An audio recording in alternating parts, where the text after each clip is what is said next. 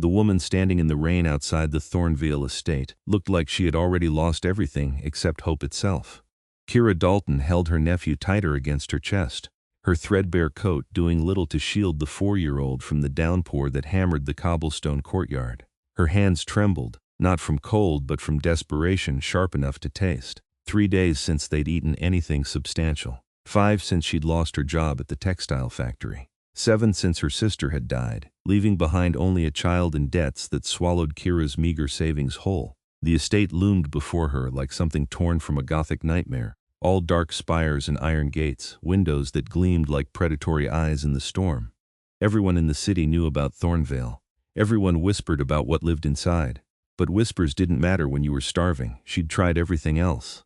Every respectable door had been slammed in her face the moment they saw the child. No one wanted to hire a woman with a dependent, especially not in these times when work was scarce and desperation made people cruel. The soup kitchens had lines that stretched for blocks. The shelters were overflowing. She had nowhere left to turn except the one place no one else would dare approach. The vampire's estate. Kira adjusted her grip on little Daniel, who whimpered against her shoulder. His fever had broken this morning. Thank God, but he was still weak, still so terribly thin. She couldn't let him waste away, she wouldn't. She pressed the iron bell beside the gate. The sound echoed through the storm like a death knell. For a long moment nothing happened. Rain plastered her dark hair to her skull, ran in rivulets down her face. Daniel coughed and the sound tore at her heart. Then the gate opened. Not with a creak or groan, but with smooth, silent precision that suggested magic or mechanics far beyond what normal people could afford. A figure stood in the courtyard beyond, holding an umbrella that did nothing to diminish his otherworldly appearance. The man was tall, impossibly so, dressed in a black suit that looked like it cost more than Kira had earned in her entire life. But it was his appearance that stole her breath. Hair white as bone falling to his shoulders in a sleek cascade. Skin pale as moonlight, flawless and cold. Eyes that burned crimson in the darkness, ancient and terrible and beautiful. A vampire, a real vampire. The estate does not accept visitors after dark, he said, his voice like silk over steel. An accent lingered in his words, something old European that spoke of centuries past. Please. The word came out as barely more than a whisper, but Kira forced herself to speak louder. Please, I need work. Any work. I can clean, cook, mend clothes, anything. I just need enough to feed my nephew. He's only 4. He hasn't eaten in days. The vampire's crimson gaze fixed on her with an intensity that made her want to run. But she held her ground. She had to. You know what I am, he said. It wasn't a question. Yes, and yet you came here, to beg at a monster's door. I came here to beg at the only door that might actually open. Kira's voice cracked. Everyone else turned us away. I have nowhere left to go. I'm not asking for charity. I'll work for whatever you're willing to pay. I'll do anything. Something flickered across the vampire's perfect features. Not pity, exactly. Something more complicated. Your sister died, he said. Kira's breath caught. How did you? I can smell the grief on you, fresh and raw, and the child shares your blood but not your scent of motherhood. His head tilted, studying Daniel with those burning eyes. The boy is ill. He's recovering. He won't be any trouble, I swear. I just need work long enough to get us back on our feet, to find proper lodging and silence. The command was soft but absolute. Kira's words died in her throat. The vampire stepped closer, his movements liquid grace. Even through her fear, Kira couldn't help but notice how beautiful he was, how magnetic, like a fallen angel or a devil prince from old stories. My name is Ysidore Thorne, he said. I am the vampire king of this territory, master of the Thornveil bloodline and lord of this domain. If you enter my home seeking employment, you will be bound by my rules. You will keep my secrets. You will not flee in terror when you see things that would break mortal minds. And you will never, ever speak of what you witness here to the outside world. Do you understand? Kira nodded, her heart hammering against her ribs. Say it, Ysidore commanded. I understand. I'll follow your rules. Keep your secrets. I just need a chance. For a long moment the vampire king said nothing.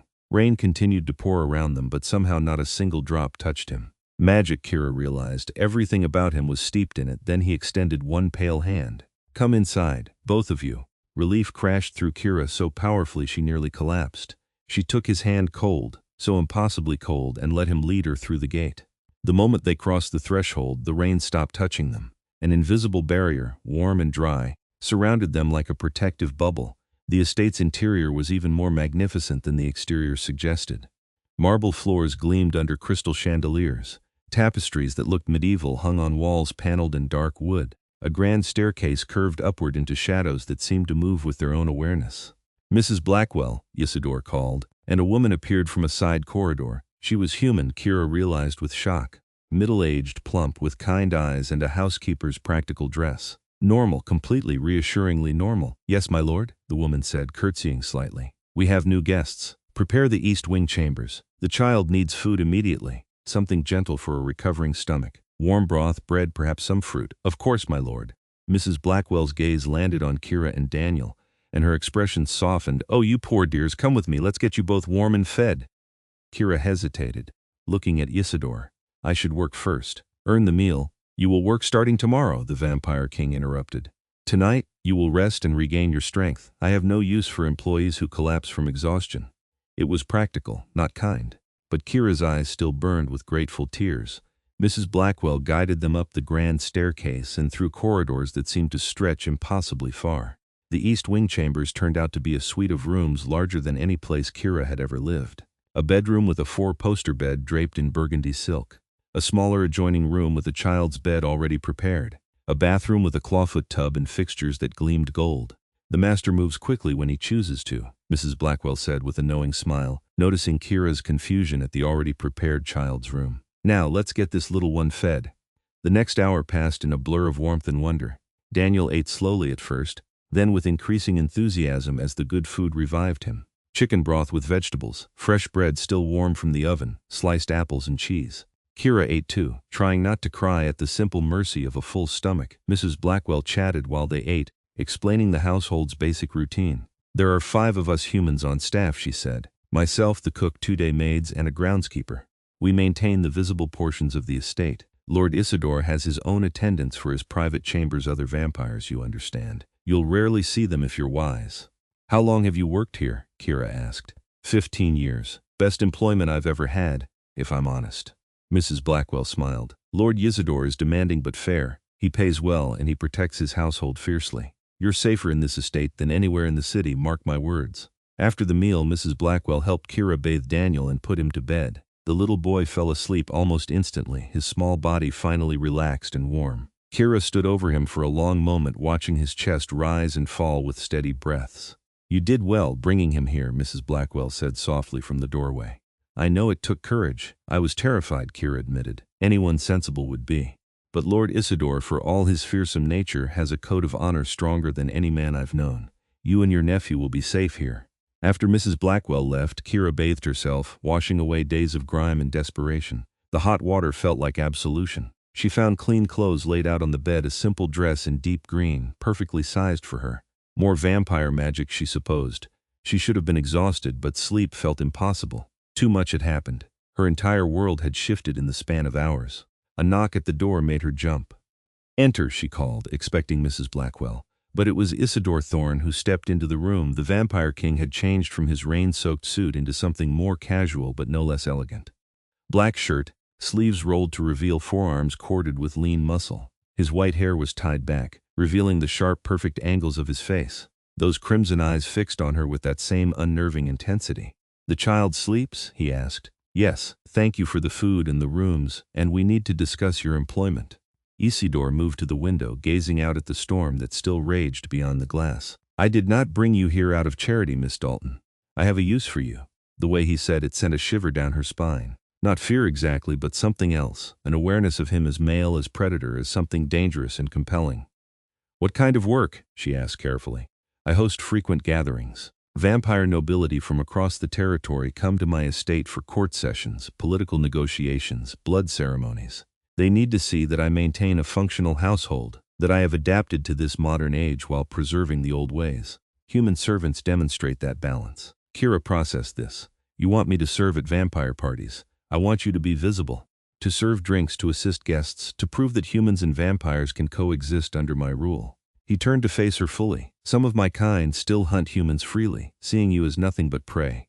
I have worked for decades to change that perception, to establish laws that protect mortals within my territory. Your presence working willingly in my household supports that political position. So I'm a political statement." A slight smile curved Ysidore's lips. "Yes, but a well-compensated one. I will pay you 5 times what you earned at the textile factory, room and board included. Your nephew will want for nothing. In return, you will attend my gatherings, maintain absolute discretion, and follow the safety protocols I establish. 5 times her factory wage. Enough to save money, to eventually find a small house for her and Daniel. Enough to give the boy a real future. What safety protocols? Kira asked. You will wear a protection sigil at all times when vampires are present. It will prevent them from using their persuasion abilities on you. Ysidore withdrew a silver pendant from his pocket, the metal inscribed with symbols that seemed to shift in the light. You will never be alone in a room with a vampire other than myself. You will remain in designated safe areas during blood ceremonies, and you will tell me immediately if any vampire threatens or frightens you. The weight of his words settled over her. This was dangerous work, but danger with rules, with protection, was better than starving in the streets. I accept, Kira said. Ysidore crossed the room in 3 fluid strides and fastened the pendant around her neck. His cold fingers brushed her skin, raising goosebumps. He was so close she could see the inhuman perfection of his features, the way his pale skin seemed to glow faintly in the lamplight. This sigil is keyed to my magic, he said, his voice low. It marks you as under my protection. No vampire in this territory would dare harm you now. You belong to the Thornveil bloodline. Belong. The word should have frightened her. Instead, it made her feel safer than she had in weeks. Thank you, she whispered. Ysidore stepped back and she could breathe again. Your first gathering is in 3 days. Mrs. Blackwell will prepare you. Rest now, Miss Dalton. Tomorrow your new life begins. He left as silently as he'd arrived, leaving Kira alone with her racing heart and a pendant warm against her skin. The next 3 days passed in a whirlwind of activity. Mrs. Blackwell proved to be an excellent teacher, drilling Kira on proper etiquette for serving vampire nobility. How to approach without startling them. How to keep her eyes averted unless directly addressed. How to move through a room without drawing attention. The key is to be useful but invisible, Mrs. Blackwell explained. Let them focus on their politics and power plays. We're just the help, and that's our safety. Daniel, meanwhile, flourished under the estate's care. Color returned to his cheeks. He laughed again, playing in the gardens under the groundskeeper's watchful eye. The cook spoiled him with treats, and even the stern day maid smiled when he toddled past. Kira caught glimpses of Ysidore during those days. He moved through the estate like a shadow, often working in his study on correspondence that Mrs. Blackwell said came from vampire courts across the world. Once, Kira encountered him in the library, surrounded by books that looked older than countries. Is Daniel adjusting well? He asked without looking up from his reading. Yes, my lord. Thank you for asking. Children are resilient. Feed them, keep them warm, give them safety, and they recover.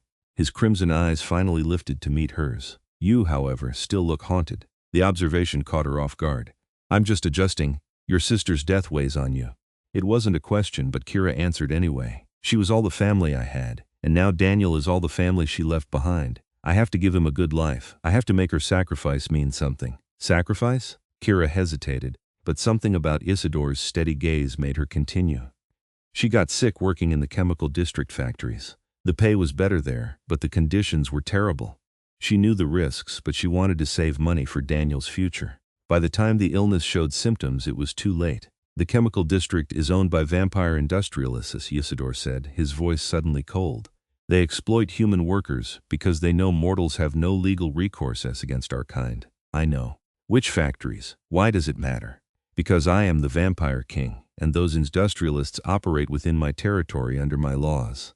If they caused your sister's death through negligence, they will answer for it. The quiet fury in his words sent electricity through the air. Kira realized with a start that this ancient, powerful creature was genuinely angry on behalf of her dead sister. The Ravencroft Chemical Works, she said quietly. Ysidore's eyes flashed. I see. Thank you for telling me. He returned to his reading, clearly dismissing her, but as Kira left the library, she felt something shift in her chest. This vampire, this supposedly heartless monster, cared about justice, about protecting humans in his territory. Maybe working here wouldn't be as terrifying as she'd feared. The night of the gathering arrived with clockwork precision. Mrs. Blackwell helped Kira dress in a formal servant's uniform black dress with white trim, elegant but clearly marking her position. The protection sigil hung visible against her throat. Remember everything I taught you, Mrs. Blackwell said, adjusting Kira's hair into a neat bun. Stay calm, stay quiet, and don't stare at anyone too long. You'll do fine. The ballroom where the gathering would take place was on the estate's western wing, a vast space with vaulted ceilings painted with medieval frescoes. Chandeliers dripping crystal cast everything in golden light.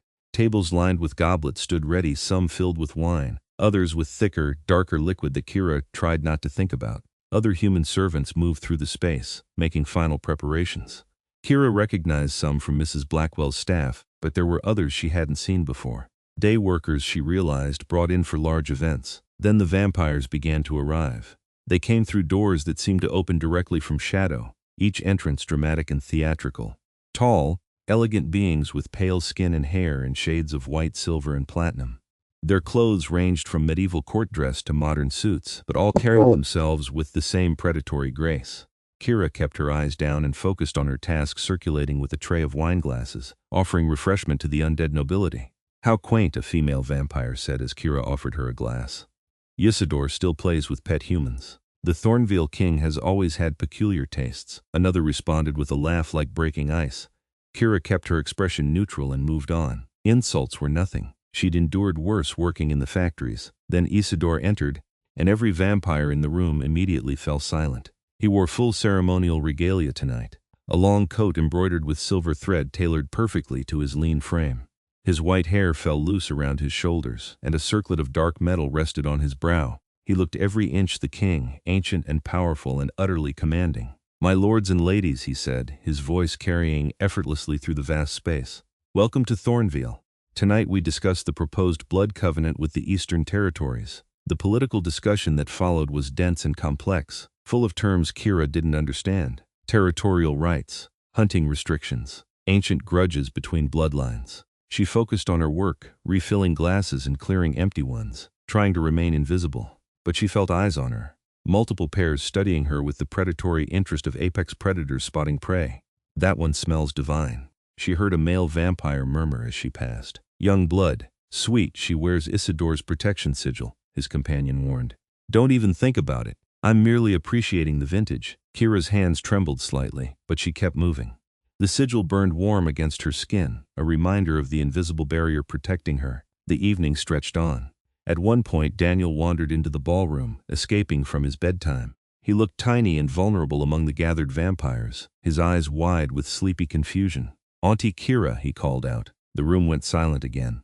Every vampire turned to stare at the child. Kira's heart stopped. She moved toward Daniel immediately, but Ysidore was faster. The Vampire King crossed the entire ballroom in a blur of supernatural speed, positioning himself between the gathered nobility and the boy. "This child is under my protection," Ysidore announced, his voice carrying a weight that made the air itself feel heavy. "As is his aunt, they are members of my household.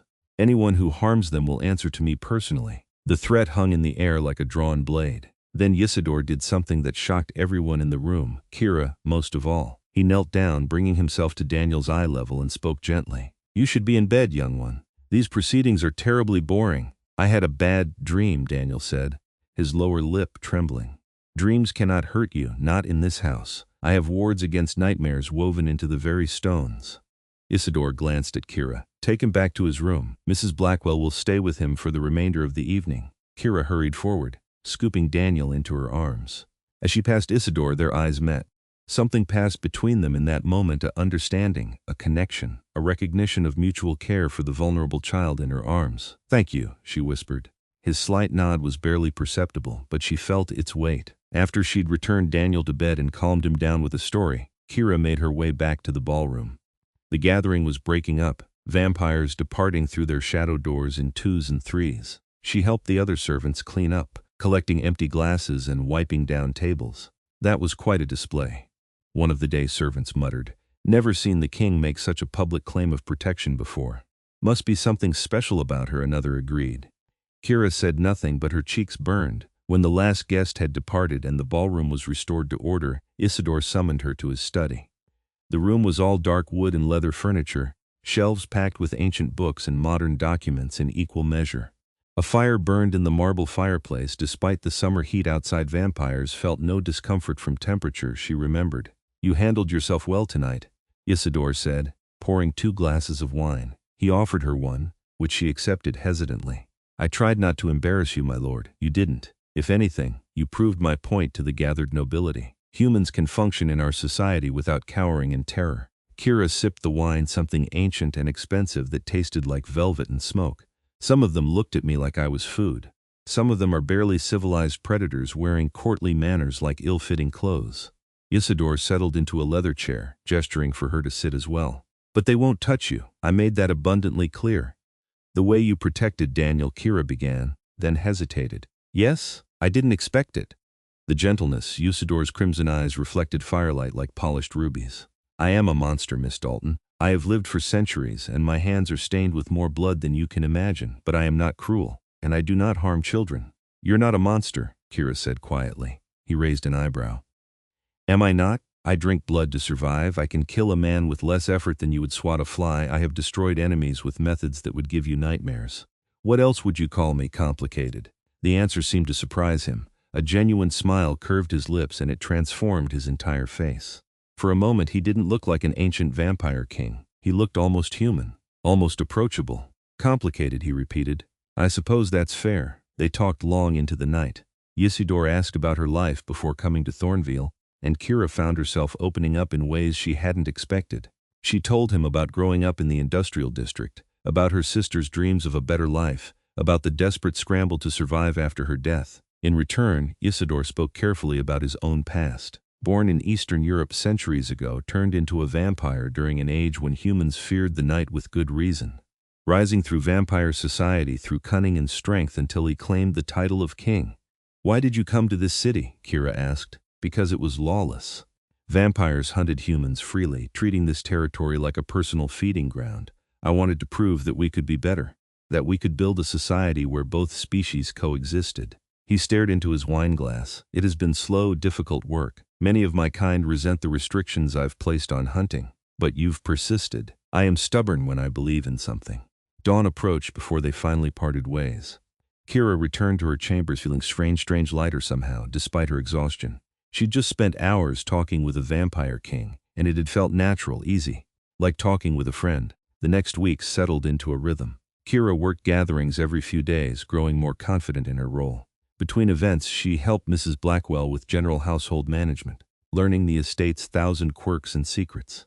Daniel thrived, growing stronger and happier by the day, and Kira found herself spending more time with Ysidore. It started innocently enough. He'd request her presence to discuss household matters. Ask her opinion on human customs he found confusing. Invite her to sit in his study while he worked, claiming he found her presence calming. But slowly, subtly, something shifted between them. She noticed the way his eyes followed her when she moved through a room, the way he positioned himself between her and any potential threat without seeming to think about it, the way he asked about her day, her thoughts, her dreams for the future, as if her mortal concerns actually mattered to an immortal being. And she noticed her own reactions, the flutter in her stomach when he smiled, the way her skin tingled when he brushed past her, the dreams that were becoming increasingly inappropriate for a servant to have about her employer. This was dangerous. He was a vampire, a king. She was human, mortal, entirely unsuitable for anything beyond professional courtesy. But her heart didn't seem to care about suitability. The turning point came during an attack. It was a humid evening in late summer. Another gathering had just concluded, and Kira was helping clear the ballroom when the explosion shattered the eastern windows. Glass flew inward in a deadly spray. Kira screamed, throwing her arms up to protect her face. Then something slammed into her, bearing her to the ground beneath a protective weight. Ysidore. He'd crossed the entire ballroom in an instant, shielding her with his own body. Glass shards that would have shredded her flesh bounced harmlessly off his back. Stay down, he commanded, then rose in a fluid motion. Through the shattered windows, figures poured into the ballroom. Vampires, but wild-eyed and feral-looking. Their clothes were tattered, their movements more beast than person. Rogue vampires, Kira realized with terror, the kind who rejected civilization and hunted humans for sport. Ysidore Thorne, one of them snarled. The great reformer, the vampire who's forgotten what he truly is. You're trespassing in my territory, Constantine, Ysidore said coldly. Leave now and I'll allow you to keep your head attached to your shoulders. Constantine laughed, a sound like grinding bone. We're done hiding in the shadows while you play house with cattle. Tonight we take back what's ours. Starting with a feast. His eyes locked on Kira, still crouched on the floor. What happened next occurred too fast for human eyes to fully process. Ysidore moved like lightning, placing himself between Kira and the rogues. His hands transformed, fingers elongating into claws that gleamed like metal. His eyes blazed crimson fire. You will not touch her, he said, and his voice carried power that made the very air vibrate. The fight was brutal and swift. Ysidore tore through the rogues with devastating efficiency. He moved like death itself, every strike precise and lethal. Blood splattered the ballroom, black vampire blood that smoked when it hit the floor. Other vampires appeared, Ysidore's personal guards urging from the shadows to join the fray. The rogues, outnumbered and outmatched, tried to flee. Few made it. When the violence ended, Ysidore stood in the center of the ballroom, covered in blood but uninjured. His chest heaved with unnecessary breaths, old habit from his human days, perhaps. Then his eyes found Kira, and his expression shifted from murderous rage to concern so sudden it was almost comical. "You're hurt," he said. Crossing to her in 2 strides, Kira looked down. A glass shard had caught her arm, leaving a bleeding gash. She hadn't even felt it through the adrenaline. "It's nothing," she said. "It's blood." His voice had gone rough. "You're bleeding." She realized the problem. He was a vampire. She was wounded. The scent of her blood must be overwhelming. But Ysidore didn't look hungry. He looked worried. He stripped off his blood-soaked coat and wrapped it around her arm with surprising gentleness. "We need to clean and bandage this, Mrs. Blackwell." The housekeeper appeared, looking shaken but unharmed. "My lord, take Miss Dalton to her chambers, tend to her wound. Then check on the boy and ensure he wasn't frightened by the noise." "Daniel," Kira gasped. She'd been so focused on the attack she'd forgotten about her nephew sleeping upstairs. "He's safe. I had wards around his room strengthened weeks ago." Ysidore's hand touched her cheek, a gesture so tender it made her breath catch. "You are both safe. I swear it." Mrs. Blackwell guided Kira from the ballroom, but she looked back once. Ysidore stood amid the carnage, watching her retreat, his expression unreadable. Later, after her wound had been cleaned and bandaged, after she'd checked on Daniel and found him sleeping peacefully, Kira sat in her chambers trying to process what had happened. Ysidore had protected her, not just as an employee or a political asset, but with a ferocity that spoke of something deeper. The way he'd looked at her, touched her cheek, that wasn't how an employer looked at a servant. A knock at her door startled her from her thoughts. "It's me," Ysidore's voice called softly. She opened the door.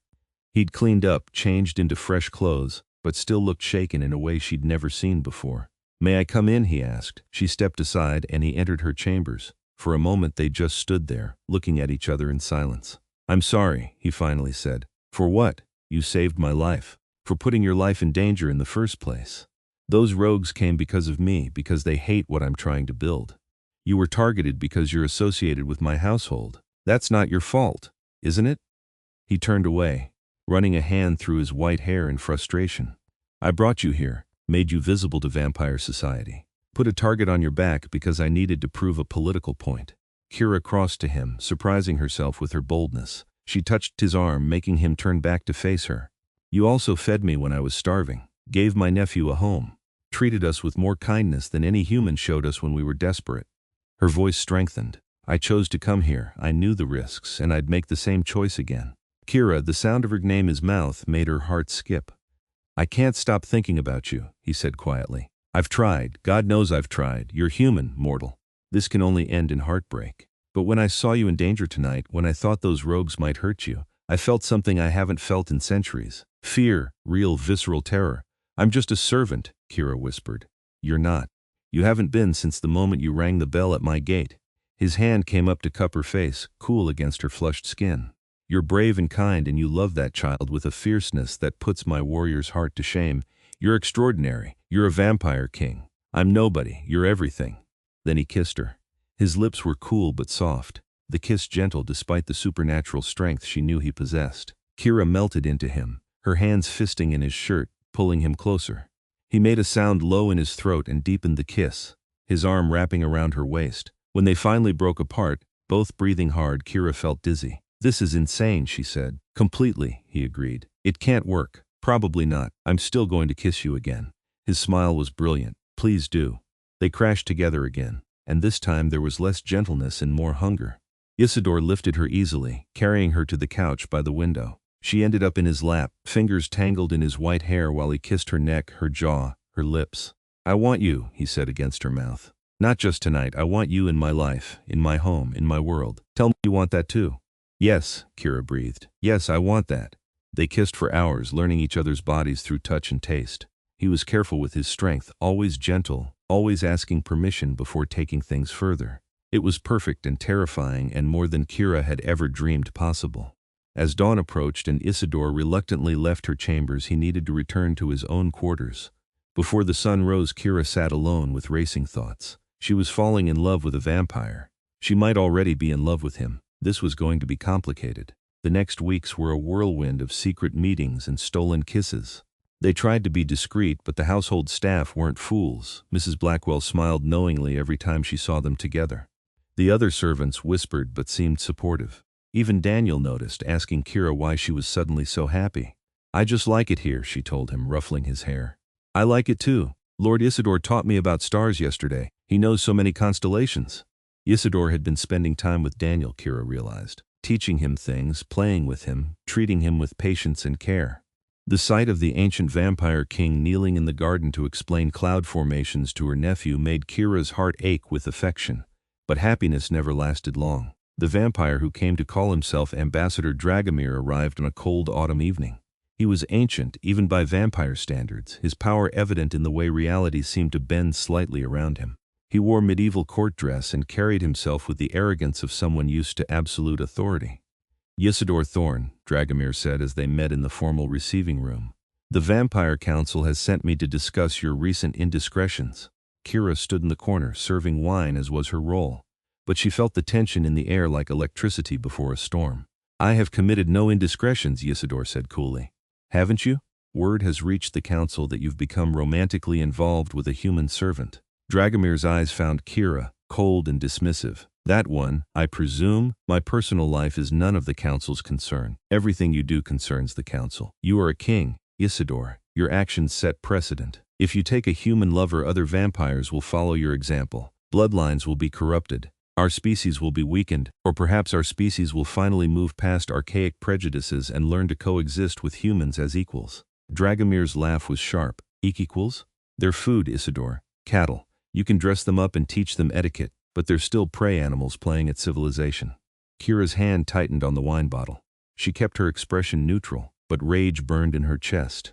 "That's enough," Ysidore said, his voice dropping to a dangerous register. "Is it? Let me be clear about the council's position. You will end this liaison immediately. You will return the human and her whelp to whatever gutter you found them in, and you will publicly reaffirm your commitment to vampire purity. Do this, and the council will overlook your recent reforms. Refuse, and you will be stripped of your title and territory." Silence fell like a guillotine blade. "Get out of my home," Ysidore said quietly. "Excuse me, you heard me. Leave now, before I forget the diplomatic immunity that protects you." Dragomir rose slowly. "You're making a grave mistake. The only mistake I made was allowing you through my door. Kira is under my protection. She and Daniel are members of my household, and they will remain so. If the council has a problem with that, they can come make their case in person. You would defy the entire vampire council? For a human, I would burn the world down for her." The words hung in the air, absolute and terrifying in their sincerity. Dragomir stared at Ysidore for a long moment, then laughed bitterly. "You really have gone mad. The great Ysidore Thorne, brought low by a mortal. How far you've fallen." He departed through shadow, leaving behind an oppressive silence. Kira set down the wine bottle with trembling hands. "Ysidore not here," he said. "Come with me." He led her through the estate to his private chambers, rooms she'd never been permitted to enter before. They were surprisingly sparse: a massive bed with black silk sheets, bookshelves covering every wall, windows draped in heavy curtains to block any potential sunlight. Once the door closed behind them, Ysidore pulled her into his arms. "I'm so sorry," he said into her hair. "I knew the council would object eventually, but I didn't expect them to move so quickly." "They want you to give me up," Kira said. "They can want whatever they wish. I'm not letting you go, but your title, your territory, mean nothing compared to you." He pulled back to look at her, his crimson eyes fierce. "I've spent centuries building political power, playing games, accumulating influence, and I would give it all up in a heartbeat if it meant keeping you safe and by my side." Kira's eyes burned with tears. "I don't want you to lose everything because of me. You are everything, can't you see that?" His hands framed her face. "I was empty before you came here, going through the motions of existence without really living. Then you appeared in the rain, desperate and brave, and so full of love for that child, and something in me woke up. You made me remember what it felt like to care about someone, to want to protect someone, to love someone." Love, the word came out as barely a whisper. "I love you, Kira, desperately, completely, probably unwisely." He smiled, but there was vulnerability in his expression. "Tell me I haven't been alone in feeling this." "You haven't." She reached up to touch his face, tracing the sharp line of his jaw. "I love you too. Even though it's crazy, even though you're a vampire and I'm human and we shouldn't work, I love you." He kissed her then, deep and claiming. When they broke apart, Kira was breathless. "We'll figure this out," Ysidore promised. "I'll talk to allies in the council, build support for our position. There are other vampires who believe in coexistence, who think the old ways need to change. And if you can't change their minds, then I'll step down as king and we'll disappear somewhere they can't find us. Build a new life far from vampire politics." Kira wanted to believe it could be that simple, but she knew better. Vampire politics didn't allow for clean exits. The next days were tense. Ysidore spent hours in his study, writing letters and hosting meetings with vampire allies. Some supported his position. Others were skeptical but willing to consider change. A few openly opposed him, arguing that mixing with humans would destroy vampire society. Meanwhile, Kira continued her duties, trying to maintain normalcy for Daniel's sake. But she felt eyes on her constantly now. Other vampires who visited the estate watched her with calculating gazes, as if trying to determine what made her special enough to capture a king's heart. Then came the night when everything fell apart. Kira was putting Daniel to bed, reading him a story about brave knights and rescued princes, when she heard the commotion downstairs. Shouting, the crash of breaking furniture, the distinctive sound of vampire combat. She secured Daniel in his room, activating the protective wards Ysidore had shown her, then ran toward the noise. The ballroom was chaos. A dozen vampires fought in a whirlwind of supernatural speed and violence.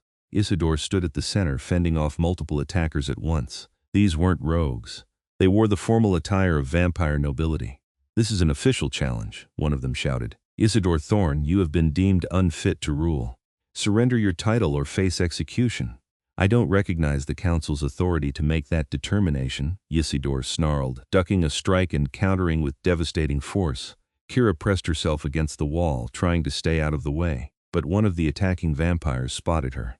"There's the human whore," he spat. Breaking away from the main fight to rush toward her, Kira ran. Her human speed was nothing compared to vampire quickness, but she didn't need to outrun him. She just needed to reach the protective circle inscribed in the floor of the adjoining corridor, one of many safety measures Ysidore had installed throughout the estate. She made it with seconds to spare, leaping into the circle and activating it with a word of power Ysidore had taught her. Magical light flared up, creating a barrier the vampire couldn't cross. He snarled at her through the barrier. "You can't hide forever, mortal." "She doesn't have to hide at all." Ysidore appeared behind the vampire, moving faster than thought. He grabbed the attacker by the throat and lifted him off the ground. "I warned the council what would happen if they threatened her," Ysidore said, his voice devoid of emotion. "They chose not to listen." He snapped the vampire's neck with casual efficiency, then tossed the body aside. It would heal eventually. Vampires were nearly impossible to kill, but it would take weeks. The fight in the ballroom had ended. Ysidore's guards had subdued the other attackers, binding them with silver chains that burned their supernatural flesh. "Take them to the holding cells," Ysidore ordered. "I'll deal with them after I've spoken to the council personally." He turned to Kira, and his expression softened. "Are you all right?" "I'm fine. The circle worked. Of course it worked. I wouldn't install protections that might fail."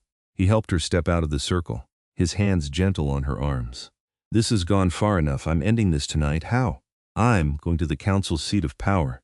I'm going to make them understand that their archaic laws need to change, that vampires and humans can build a better world together. And I'm going to do it whether they like it or not." "That sounds like you're planning to walk into a trap."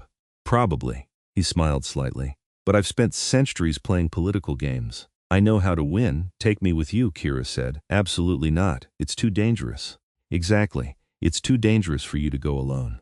If they see you with me, they'll have to acknowledge what we are to each other.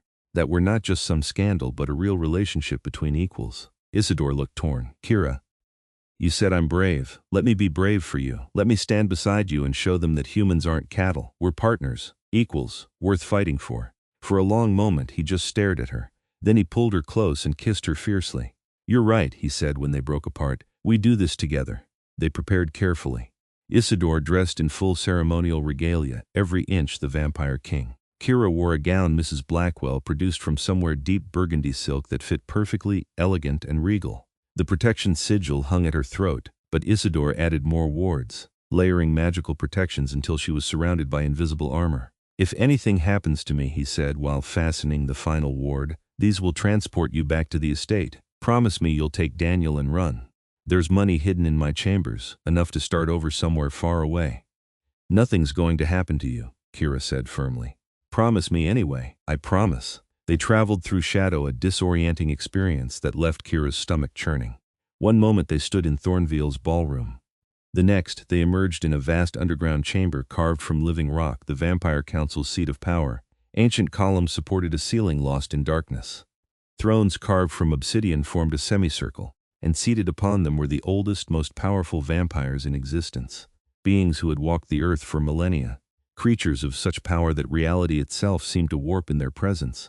Ysidore strode forward confidently, Kira at his side. She kept her head high despite her fear, refusing to show weakness before these ancient predators. Ysidore Thorne, the central figure, said. She was impossibly beautiful, with white hair that fell to the ground and eyes like black holes. You dare come before us with your human pet? I come before you with my partner, Ysidore corrected. Kira Dalton is not a pet. She is intelligent, courageous, and more worthy of respect than half the vampires in my territory. She is prey, another council member said dismissively. She is my choice, and I will not be ordered to abandon her like some shameful secret. The beautiful council leader leaned forward. You understand what you're asking? For the council to sanction a relationship between vampire royalty and a human, it sets a precedent we cannot allow. Why not? Kira surprised herself by speaking. Every vampire eye turned to her, and the weight of their attention was crushing. But she forced herself to continue. Why can't vampires and humans build relationships, build families, build a future together? Because humans are fragile, the council leader said, not unkindly. You will age and die while Ysidore remains unchanging. You will be gone in the blink of an eye, and he will be left alone with centuries of grief. This is mercy, child. We seek to spare him that pain. Life is pain, Kira shot back. Loving someone means risking loss. That's true whether you're human or vampire. But the alternative is spending eternity alone, never connecting, never caring. Is that really better? Silence fell. Some of the council members looked thoughtful. Others still seemed dismissive. She makes a valid point, one vampire said slowly. Perhaps we have been too rigid in our thinking. Rigid thinking has kept our species alive for thousands of years, another argued. It has also left us isolated and increasingly irrelevant in a changing world, Ysidore interjected. The old ways are dying. We can either adapt or become extinct. Dramatic words from someone barely 1,000 years old, the council leader said dryly. But there was amusement in her tone now, not hostility. Very well, you wish to prove that vampire-human relationships can work? Then prove it. We will grant you a trial period. 1 year. If, at the end of that time, you still wish to pursue this relationship, and you can demonstrate that it has not weakened your rule or endangered our species, the council will officially recognize your union. Ysidore bowed. Thank you, Lady Seraphine. Don't thank me yet. This trial will not be easy. There will be those who oppose you, who will see your human as a target. You will need to protect her every moment, and if she dies during this year, the experiment ends. I understand. Seraphine's black eyes turned to Kira. And you, human? Are you prepared for what this means? You will be scrutinized, tested, perhaps attacked by those who want to see Ysidore fail. You will live every day knowing that your death could destroy the chance for vampire-human coexistence. Can you bear that burden? Kira met the ancient vampire's gaze without flinching. I can. For him, I can bear anything. A slight smile curved Seraphine's lips. Perhaps you are worthy of a king after all. They returned to Thornveil as dawn approached. Kira's hands shook with reaction as the adrenaline faded. You were magnificent, Ysidore said, pulling her into his arms.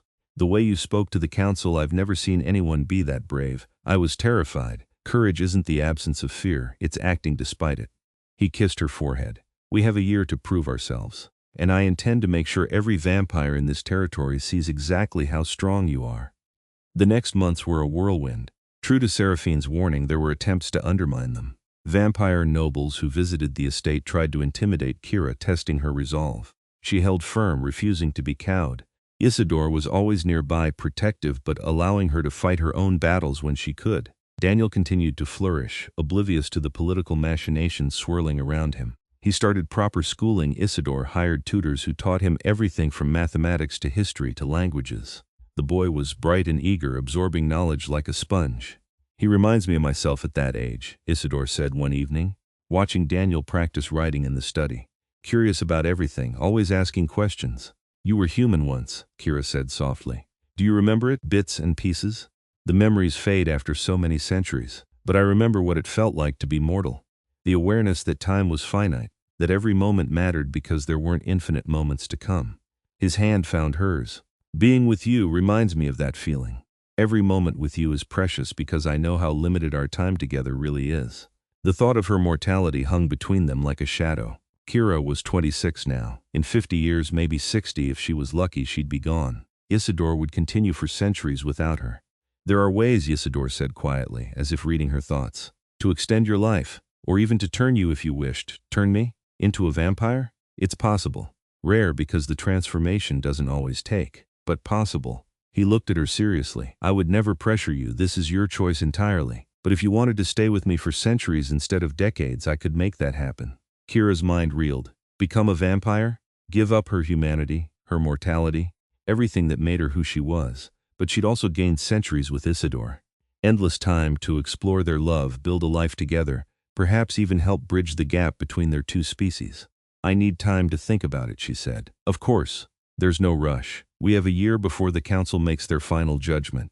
He squeezed her hand. "Whatever you decide, I'll support you." 6 months into their trial year, everything changed again. Kira woke one morning feeling strange, nauseous, dizzy. She dismissed it as stress at first, but when the symptoms persisted for weeks, Mrs. Blackwell insisted she see a doctor. The diagnosis hit like lightning. She was pregnant. The doctor seemed baffled. "Have you been intimate with anyone recently?" "Anyone who might be," he trailed off, clearly uncomfortable. "A vampire," Kira finished quietly. "Yes. I see. Well, this is highly irregular. Vampire-human pregnancies are extremely rare. The different physiologies usually aren't compatible. But clearly something took." He smiled. "Congratulations." Kira left the clinic in a daze. Pregnant with Ysidore's child. How was that even possible? She found him in his study, as usual, working through correspondence. When he looked up and saw her expression, he was on his feet immediately. "What happened? What's wrong?" "I'm pregnant," she blurted out. The silence stretched for an eternity. Ysidore stared at her as if she'd spoken in a foreign language. "That's not possible," he finally said. "Vampires can't reproduce. We're functionally dead. Apparently we can sometimes reproduce with humans." The doctor said it's rare but not impossible. Ysidore crossed to her slowly, like he was approaching something fragile and precious. His hand came to rest on her still flat stomach. "A child," he whispered. "Our child. Are you? Is this okay? I know we didn't plan this, and with the trial year, and everything that's happening." He kissed her, cutting off her anxious rambling. When he pulled back, there were tears on his face. Actual tears from a creature who rarely showed such emotion. "It's more than okay. It's a miracle." His voice shook. "I never thought I'd have this. Never thought I could create life after having become undead. But you've given me everything." They held each other while the enormity of it sank in. A baby. A child born from their impossible love. The pregnancy changed everything. The Vampire Council was forced to take their relationship more seriously now. A vampire-human hybrid child had never existed in recorded history. Seraphine herself came to visit, examining Kira with magic that tingled like electricity. "Fascinating," the ancient vampire murmured. "The child is definitely half vampire. I can sense the power already. But also half human, with a heartbeat and living blood." She looked at Ysidore. "This child will be unique, possibly the first of a new species." "What does that mean for the baby?" Kira asked, fear clutching her heart. "Unknown. The pregnancy may be dangerous. The birth certainly will be. A vampire infant will be stronger than a human child, could potentially hurt you from inside." Seraphine's expression was grave. "You should consider termination. It would be safer." "No," Kira and Ysidore said simultaneously. Kira continued, "We're keeping this baby, whatever the risks." "I'll protect them both," Ysidore added, his arm wrapping around Kira's shoulders. "Whatever it takes." Seraphine studied them for a long moment, then nodded. "Very well. I'll provide you with magical protections to help Kira survive the pregnancy. And I'll make sure the council knows about this child. It may be the proof we need that vampire-human relationships can create something new and valuable." The pregnancy was indeed difficult. Kira's body struggled to nurture a half-vampire child. She was often exhausted, sometimes in pain as the baby's developing strength tested her mortal limits. But Ysidore was devoted, caring for her with tireless attention. He researched every scrap of information about hybrid pregnancies he could find. He brought in healers, both human and vampire. He barely left her side. Daniel was fascinated by the idea of a new baby. "Will it play with me?" he asked, his small hand on Kira's growing belly. "Eventually," Kira said with a smile. "Babies are pretty boring at first. They just eat and sleep, like Lord Ysidore," Daniel said solemnly. Ysidore laughed, ruffling the boy's hair. "I resemble that remark." 8 months into the pregnancy, Kira went into labor. It was agonizing. The hybrid baby was strong, the birth difficult. She screamed and bled and thought she might die. But Ysidore held her hand through it all, his ancient strength lending her courage. When the baby finally emerged, the entire room fell silent. She was perfect, tiny and pale with a shock of white hair. When she opened her eyes, they were a unique purple, a blend of Ysidore's crimson and Kira's blue. She had a heartbeat, living blood, but also an otherworldly quality that marked her as something new. "What should we name her?" Kira whispered, exhausted but euphoric. Ysidore stared at his daughter with wonder. "Arya. It means air, breath, life. Everything I thought I'd lost when I became a vampire." "Ysidore Thorne," Kira tested. "It's perfect." News of Arya's birth spread through vampire society like wildfire. The council was forced to reconvene to discuss the implications of a half-vampire child. Many were fascinated. Some were frightened. A few were openly hostile, viewing Arya as an abomination. But Ysidore had never been more fierce in his protection. He made it clear to every vampire in his territory that his daughter was untouchable. Anyone who threatened her would face his wrath. The trial year ended with a formal council hearing. Kira, Ysidore, and baby Arya appeared before Seraphine and the other ancient vampires. "You have proven your point, Ysidore Thorne," Seraphine said, gazing at Arya with undisguised fascination. "Vampire and human can indeed create something beautiful together. This child represents a new path forward for our species." "Does that mean you'll officially recognize our relationship?" Ysidore asked. "More than that. We're establishing new laws. Vampire-human relationships will no longer be forbidden. They will be recognized and protected under council authority." Seraphine smiled slightly. "You've changed the world, Ysidore. Whether that's for good or ill remains to be seen. But you've proven that change is possible." Kira felt tears of relief and joy. They'd done it, proven that love could bridge even the impossible divide between species. Life settled into a new rhythm after that. Ysidore continued to rule his territory, but now with Kira openly at his side as his partner. They formalized their relationship in both vampire and human traditions, a wedding ceremony that blended ancient blood rituals with modern vows. Daniel grew into a bright, kind young man, eventually attending university to study medicine. He never forgot the vampire king who'd given him and his aunt a home when they had nothing. Arya proved to be extraordinary. She had vampire strength and speed, but also human warmth and mortality. She aged slowly, would likely live for centuries but not eternity. The first of a new hybrid species that began to appear as more vampires and humans built relationships. As for the question of Kira's mortality, she eventually chose to remain human. Not because she didn't love Ysidore, but because she'd come to realize that her humanity was a gift, not a limitation. She would age and eventually die while he remained unchanged. But their love was real enough, strong enough, to make those mortal years worth every moment. On the evening of their 10th anniversary, they stood together on the estate's balcony, watching the sunset. Arya played in the garden below, now a confident 10-year-old teaching Daniel's own children about vampire history. The world had changed so much in a decade. Vampire-human relationships were common now. Hybrid children were still rare but no longer unheard of. The two species were learning, slowly, to build a shared future. "Do you ever regret it?" Ysidore asked quietly. "Choosing to stay human? Knowing our time together is limited?" Kira leaned into his embrace, feeling the cool strength of him against her back. "Never. Every moment with you has been worth it. And when I'm gone, you'll have Arya. She'll carry both of us forward into the future. I'll grieve for you every day after you're gone," he said, his voice rough with emotion. "I know. But you'll also remember our love. Remember what we built together. That's immortality enough for me." He turned her to face him, his crimson eyes bright with unshed tears. "I love you, Kira Dalton Thorne. For however many years we have left and for all the centuries I'll carry you in my heart after." "I love you too," she whispered. "My vampire king, my partner, my home." They kissed as the sun sank below the horizon and the first stars appeared. Two beings from different worlds, who'd found each other in the rain and built something impossible. A love that bridged the divide between mortal and immortal, human and vampire, temporary and eternal. The story of how Kira begged for work to feed her motherless nephew, and how the vampire king adopted them both, became legend. It was told in vampire courts and human gatherings alike, a reminder that compassion could exist even in the darkest places. That love could flourish even between the most unlikely people, and that sometimes the most beautiful things in life came from taking a chance on the impossible. Years later, when Kira was an old woman with silver in her hair, she would still remember that rainy night when she'd pressed the bell at Thornveil's gate. How terrified she'd been, how desperate, and how that single act of courage had transformed not just her life, but the entire world. Ysidore never remarried after her death.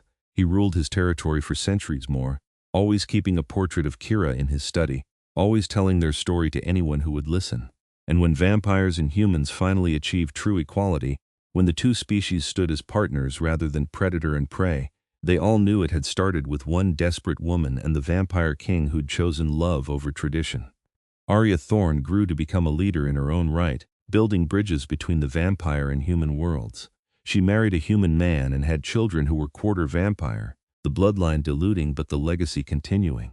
Each generation carried forward the lesson that Kira and Ysidore had taught, that love transcends all boundaries, all differences, all expectations. In the end, their story proved that sometimes the most powerful magic isn't blood or immortality or ancient vampire power. Sometimes it's simply two people choosing each other, despite every reason not to. Choosing to be brave, choosing to love, choosing to believe that the impossible might just be possible after all. And that was the real miracle of the woman who begged for work and the vampire king who gave her a home. Not that they fell in love, though that was remarkable enough, but that their love changed the world, one small courageous choice at a time, until monsters and humans learned to see each other as equals, as partners, as family. The gate at Thornveil Estate still stood, centuries later preserved as a historical monument. Humans and vampires alike would come to touch the iron bell that Kira had pressed that desperate rainy night. They'd remember the story. Remember that great change could start with a single act of desperate courage. Remember that love was always worth fighting for, no matter how impossible it seemed. And somewhere in the eternal realm where souls might rest, a young woman with dark hair smiled, knowing that her story had mattered, that her love had changed everything, that the motherless nephew she'd begged to feed had grown up safe and happy and loved, that the impossible romance she'd stumbled into had become the foundation for a better world, the vampire king and the human woman, the impossible love that changed everything. The story that proved that sometimes, just sometimes, begging at a monster's door might lead not to destruction, but to salvation, to family, to home, to love that transcended death itself.